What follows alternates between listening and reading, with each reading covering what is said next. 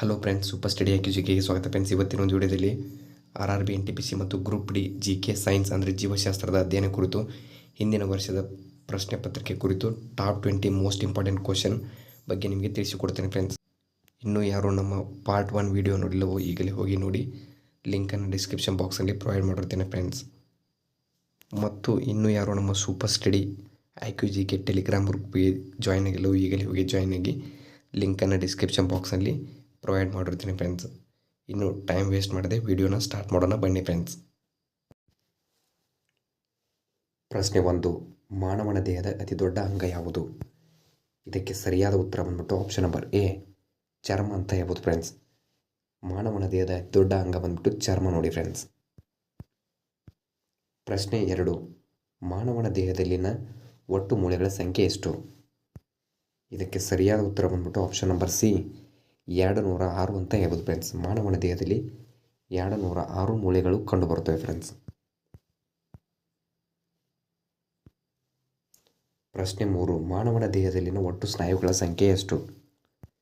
ಇದಕ್ಕೆ ಸರಿಯಾದ ಉತ್ತರ ಬಂದ್ಬಿಟ್ಟು ಆಪ್ಷನ್ ನಂಬರ್ ಬಿ, 639 ಅಂತ ಹೇಳ್ಬೋದು ಫ್ರೆಂಡ್ಸ್.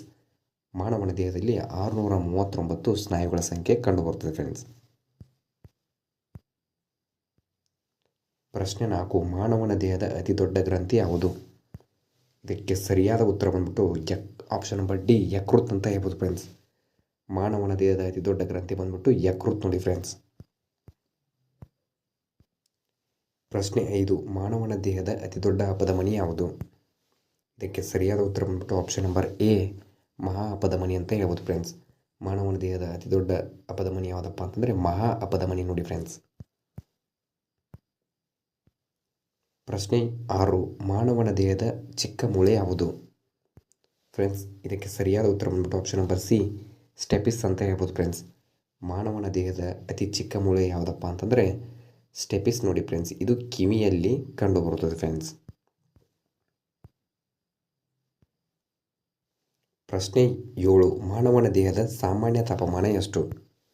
ಇದಕ್ಕೆ ಸರಿಯಾದ ಉತ್ತರ ಬಂದ್ಬಿಟ್ಟು ಆಪ್ಷನ್ ನಂಬರ್ ಬಿ, 98.4 ಫ್ಯಾರನ್ಹೀಟ್ ಅಂತ ಹೇಳ್ಬೋದು ಫ್ರೆಂಡ್ಸ್. ಇದಕ್ಕೆ ಸರಿಯಾದ ಉತ್ತರ ಯಾವುದಪ್ಪ ಅಂತಂದರೆ ಆಪ್ಷನ್ ನಂಬರ್ ಬಿ, 98.4 ಫ್ಯಾರನ್ಹೀಟ್ ಅಂತ ಹೇಳ್ಬೋದು ಫ್ರೆಂಡ್ಸ್. ಇಲ್ಲಿದೆ ನೋಡಿ ಫ್ರೆಂಡ್ಸ್, ಅದು ತಾಪಮಾನ ಕಂಡುಹಿಡಿಯಲು ಬೇಕಾದದ್ದು ಇದೆ ನೋಡಿ ಫ್ರೆಂಡ್ಸ್.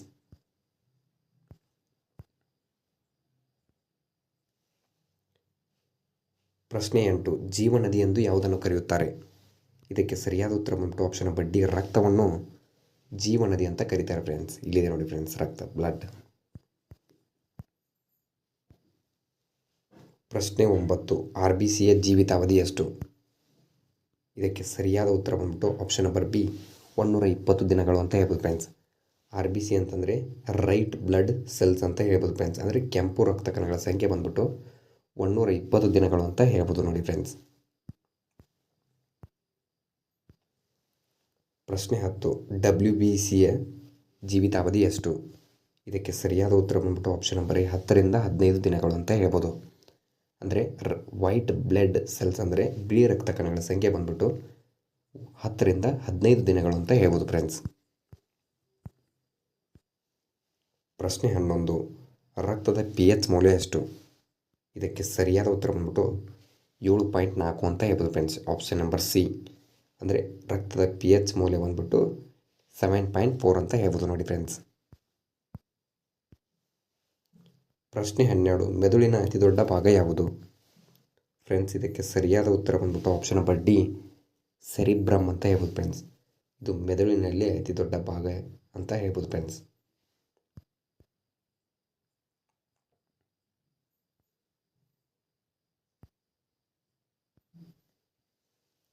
ಪ್ರಶ್ನೆ 13, ಮಾನವನ ದೇಹದಲ್ಲಿ ಅತ್ಯಂತ ಚಿಕ್ಕ ಕೋಶ ಯಾವುದು?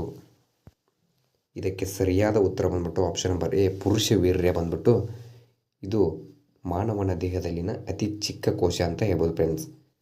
ಇಲ್ಲಿದೆ ನೋಡಿ ಫ್ರೆಂಡ್ಸ್, ಪುರುಷ ವೀರ್ಯ ಇದೆ ನೋಡಿ ಫ್ರೆಂಡ್ಸ್. ಇದಕ್ಕೆ ಸರಿಯಾದ ಉತ್ತರ ಯಾವುದಪ್ಪ ಅಂದ್ರೆ ಆಪ್ಷನ್ ನಂಬರ್ ಎ, ಇಲ್ಲಿದೆ ನೋಡಿ ಫ್ರೆಂಡ್ಸ್, ಅದು ಪುರುಷ ವೀರ್ಯ. ಇದು ಮಾನವನ ದೇಹದಲ್ಲಿ ಅತ್ಯಂತ ಚಿಕ್ಕ ಕೋಶ ಅಂತ ಕರೀತಾರೆ ಫ್ರೆಂಡ್ಸ್.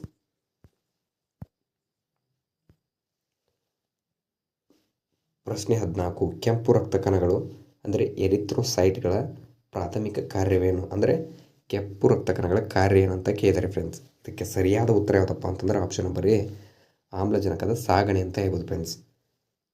ಅಂದರೆ ಕೆಂಪು ರಕ್ತ ಕಣಗಳ ಕಾರ್ಯ ಏನಪ್ಪ ಅಂತಂದರೆ ಇದು ಆಮ್ಲಜನಕವನ್ನು ಸಾಗಣೆ ಮಾಡುತ್ತದೆ ಫ್ರೆಂಡ್ಸ್. ಪ್ರಶ್ನೆ 15, ಮಾನವನ ದೇಹದಲ್ಲಿ ಪಿಟ್ಯೂಟರಿ ಗ್ರಂಥಿ ಎಲ್ಲಿದೆ?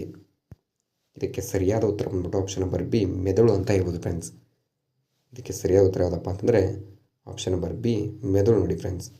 ಅಂದರೆ ಮೆದುಳಿನಲ್ಲಿ ಪಿಟ್ಯೂಟರಿ ಗ್ರಂಥಿ ಕಂಡುಬರುತ್ತದೆ ಫ್ರೆಂಡ್ಸ್. ಪ್ರಶ್ನೆ 16, ಮಾನವನ ಕಿವಿಯಲ್ಲಿ ಎಷ್ಟು ಮೂಳೆಗಳಿವೆ? ಇದಕ್ಕೆ ಸರಿಯಾದ ಉತ್ತರ ಬಂದ್ಬಿಟ್ಟು ಆಪ್ಷನ್ ನಂಬರ್ ಬಿ, 6 ಮೂಳೆಗಳಿವೆ ಅಂತ ಹೇಳ್ಬೋದು ಫ್ರೆಂಡ್ಸ್. ಆಪ್ಷನ್ ನಂಬರ್ ಬಿ, 6 ಮೂಳೆಗಳಿವೆ ಫ್ರೆಂಡ್ಸ್. ಈ 6 ಮೂಳೆಗಳು ಬಂದ್ಬಿಟ್ಟು ಇದು ಮಾನವನ ಕಿವಿಯಲ್ಲಿ ಕಂಡುಬರುತ್ತವೆ ಫ್ರೆಂಡ್ಸ್. ಪ್ರಶ್ನೆ 17, ಮಾನವನ ಸಾಮಾನ್ಯ ರಕ್ತದ ಒತ್ತಡ ಎಷ್ಟು? ಇದಕ್ಕೆ ಸರಿಯಾದ ಉತ್ತರ ಬಂದ್ಬಿಟ್ಟು ಆಪ್ಷನ್ ನಂಬರ್ ಎ, 120/80 mmHg ಅಂತ ಹೇಳ್ಬೋದು ಫ್ರೆಂಡ್ಸ್. ಅಂದರೆ ಆಪ್ಷನ್ ನಂಬರ್ ಎ 120/80 mmHg ಮಾನವನ ಸಾಮಾನ್ಯ ರಕ್ತದ ಒತ್ತಡ ಇರುತ್ತದೆ ಫ್ರೆಂಡ್ಸ್. ಆ ರಕ್ತದ ಒತ್ತಡವನ್ನು ತಿಳಿಯಲು ಈ ಮಾಪಕವನ್ನು ಬಳಸುತ್ತಾರೆ ಫ್ರೆಂಡ್ಸ್. ಪ್ರಶ್ನೆ 18, ಮಾನವನ ದೇಹದ ಅತ್ಯಂತ ಕಠಿಣವಾದ ಭಾಗವು ಯಾವುದು? ಇದಕ್ಕೆ ಸರಿಯಾದ ಉತ್ತರ ಬಂದ್ಬಿಟ್ಟು ಆಪ್ಷನ್ ನಂಬರ್ ಡಿ, ದಂತಕವಚ ಅಂತ ಹೇಳ್ಬೋದು ಫ್ರೆಂಡ್ಸ್. ದಂತಕವಚ ಇಲ್ಲಿದೆ ನೋಡಿ ಫ್ರೆಂಡ್ಸ್. ಮಾನವನ ದೇಹದ ಅತ್ಯಂತ ಕಠಿಣವಾದ ಭಾಗ ಯಾವುದಪ್ಪ ಅಂತಂದರೆ ದಂತಕವಚ ನೋಡಿ ಫ್ರೆಂಡ್ಸ್. ಅಂದರೆ ಎನಾಮಿಲ್ ಅಂತ ಕರೀತಾರೆ ಫ್ರೆಂಡ್ಸ್ ಇಂಗ್ಲೀಷ್ನಲ್ಲಿ.